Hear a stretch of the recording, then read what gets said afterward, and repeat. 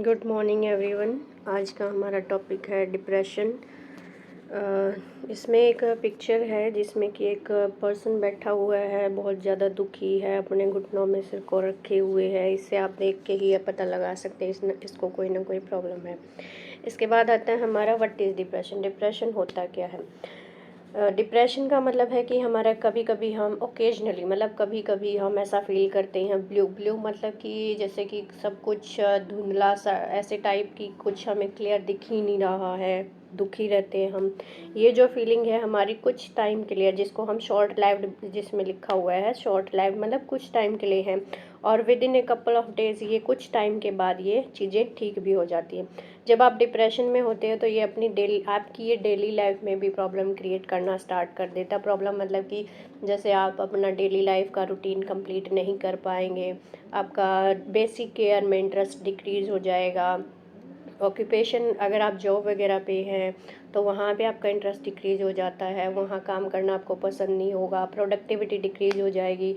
अगर आप स्टडी कर रहे हैं एज ए स्टूडेंट हैं तो आपका स्टूडेंट की परफॉर्मेंस आपकी वो डिक्रीज़ हो जाएगी, एकेडमिक परफॉर्मेंस जिसको बोलते हैं वो डिक्रीज़ हो जाएगी।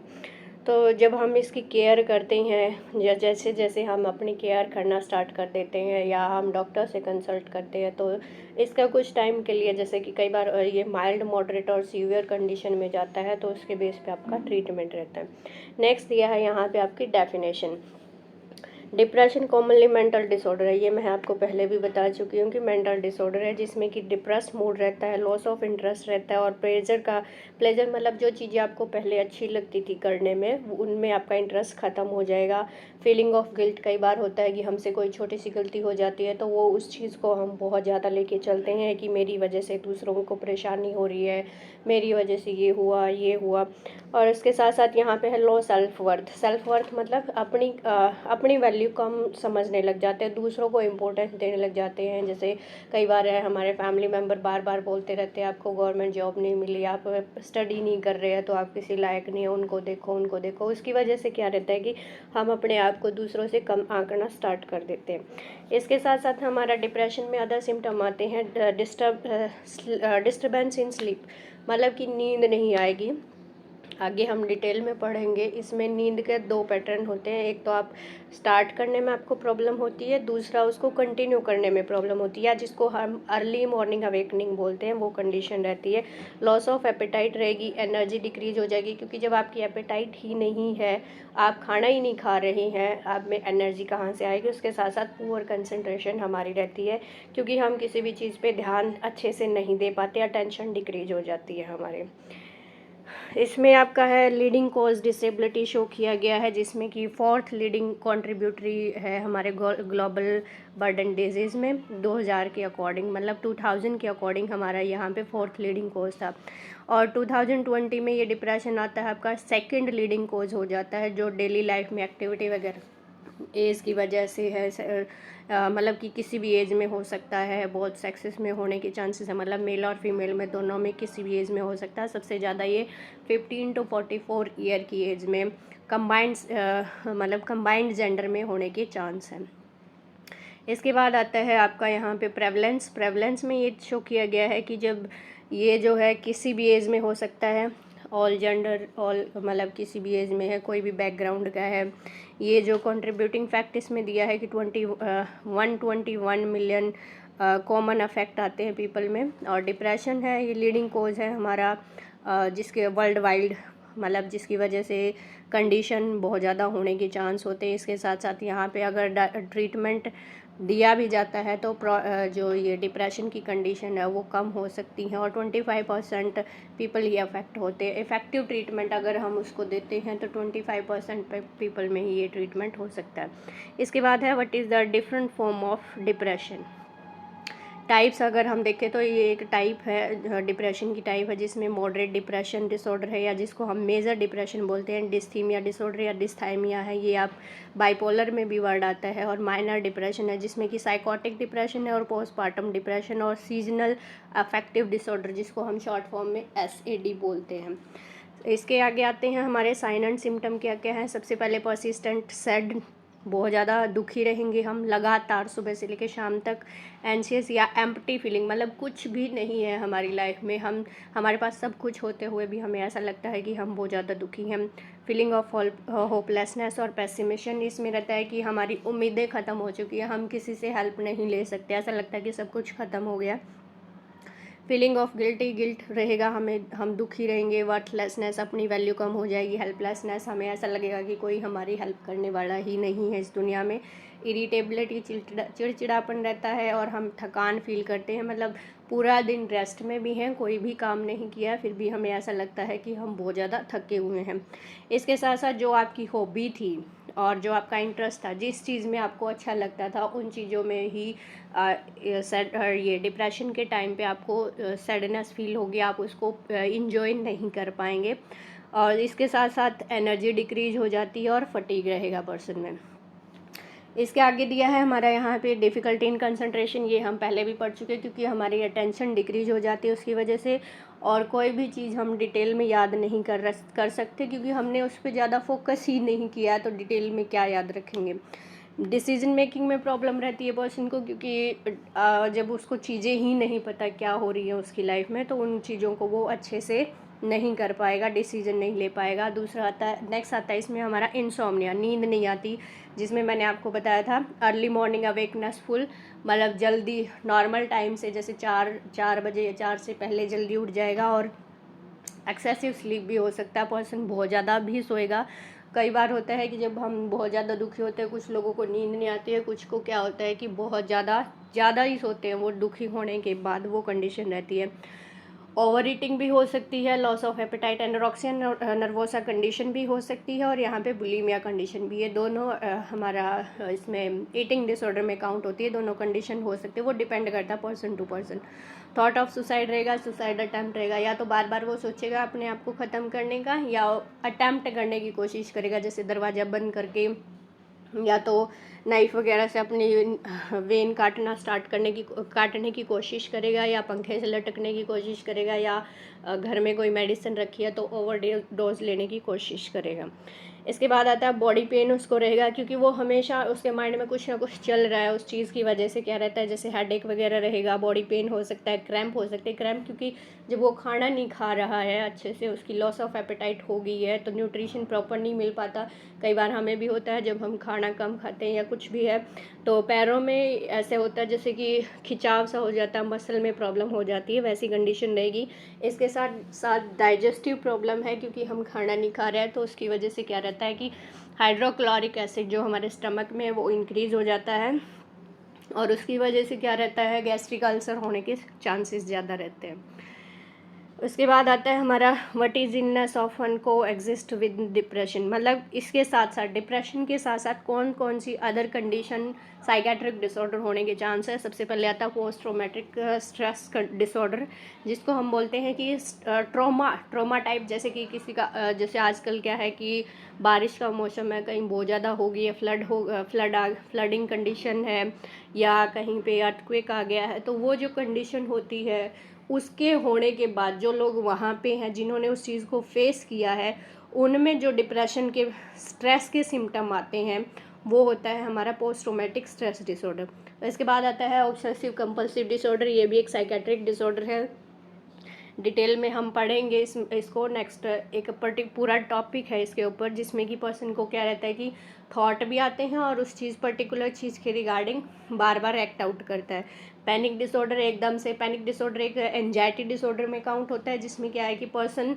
किसी भी छोटी सी चीज़ को लेके बहुत ज़्यादा सोचने लग जाता है, उसमें बेचैनी घबराहट होने लग जाती है। नेक्स्ट आता है सोशल फोबिया, बाहर के लोगों से मिलने में उसको डर लगने लग जाता है, कहीं वो लोग वही मेरे सामने ना आ जाए, जिसके मतलब उसकी वजह से जिसको कोई प्रॉब्लम हुई थी, कहीं वो उसको सामने ना दिख जाए।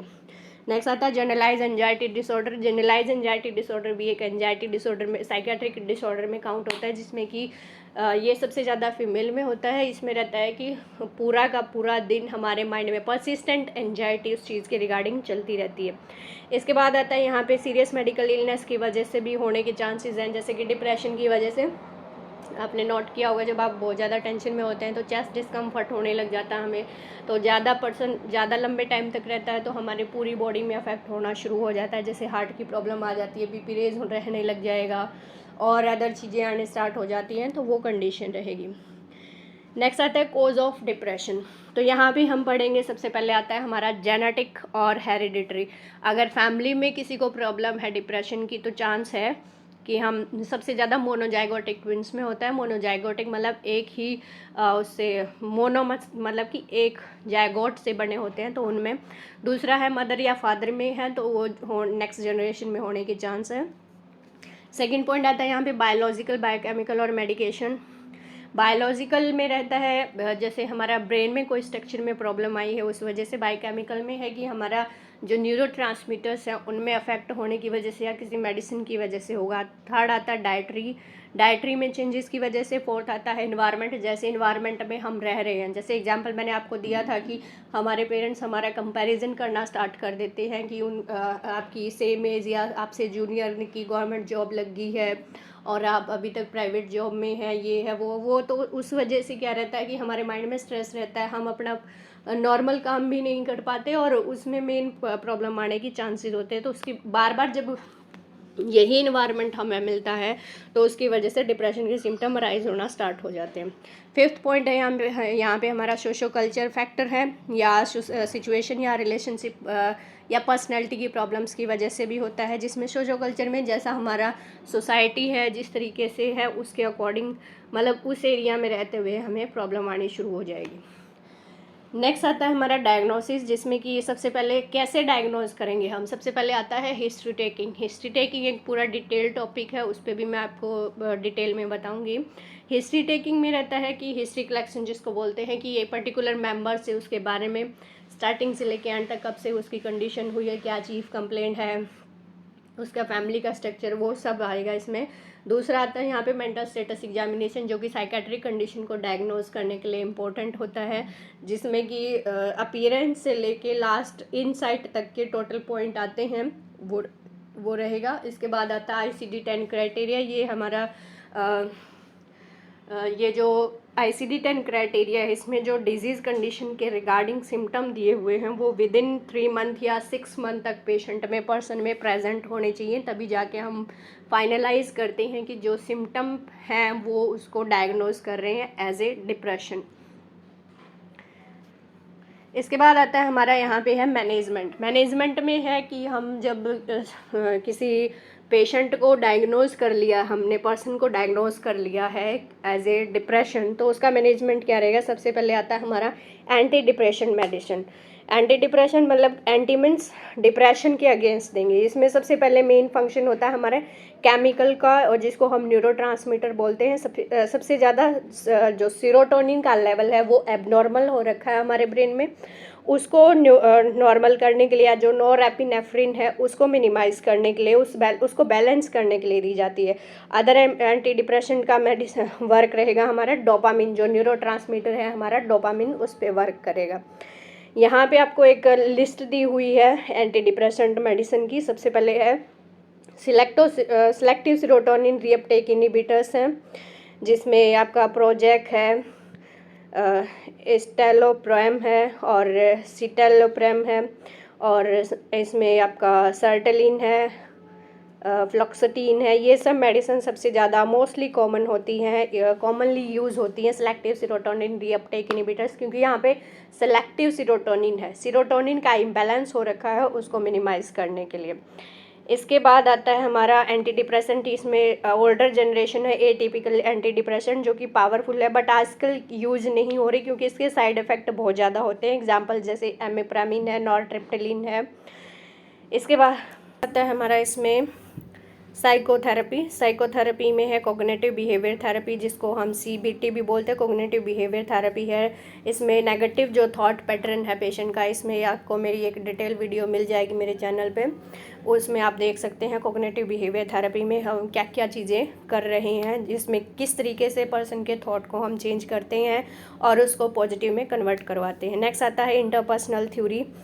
इंटरपर्सनल थ्योरी है, ये पर्सन को खुद के बारे में समझने में हेल्प करती है, वर्क में और जो उसका रिलेशनशिप है पर्टिकुलर पर्सन का, जैसे वर्क पे अगर वो जॉब कर रहा है तो वहाँ के लोगों के साथ उसका रिलेशन, हायर अथॉरिटी के साथ, या जैसे कोई स्टूडेंट है उसको प्रॉब्लम हो रही है तो उसका टीचर के साथ, साथ के स्टूडेंट के साथ, क्लासमेट्स के साथ रिलेशनशिप, और अपने घर पे कैसा रिलेशनशिप है उस पर हम वर्क करते हैं। नेक्स्ट आता है हमारा इलेक्ट्रोकन्वल्सिव थेरेपी। ये इलेक्ट्रोकन्वल्सिव थेरेपी क्या है कि एक फिजिकल थेरेपी जिसको बोलते हैं, जिसमें हम पेशेंट को इलेक्ट्रिक करंट पास करते हैं। और उसमें क्या रहता है कि रीज़न क्यों दिया गया है, जब क्यों देते हैं हम ये जो डिप्रेशन में इलेक्ट्रोकन्वल्सिव थेरेपी, क्योंकि कई बार होता है कि पेशेंट अकेले मेडिसिन को रिस्पॉन्ड नहीं कर रहा होता, या मेडिसिन की वजह से उसको साइड इफ़ेक्ट ज़्यादा हो रहे हैं, उस कंडीशन में हो सकता है।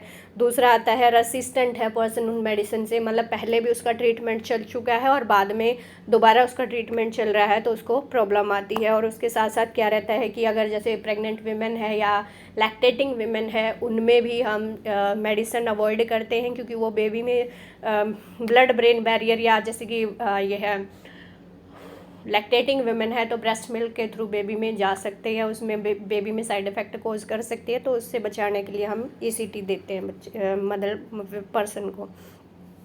Thank you. आज का ये था मेरा टॉपिक। मुझे लगता है कि आपको समझ आया होगा। अगर कोई भी प्रॉब्लम है तो आप कमेंट बॉक्स में अपनी प्रॉब्लम या आपका जो क्वेश्चन है वो डाल सकते हैं। Thank you so much.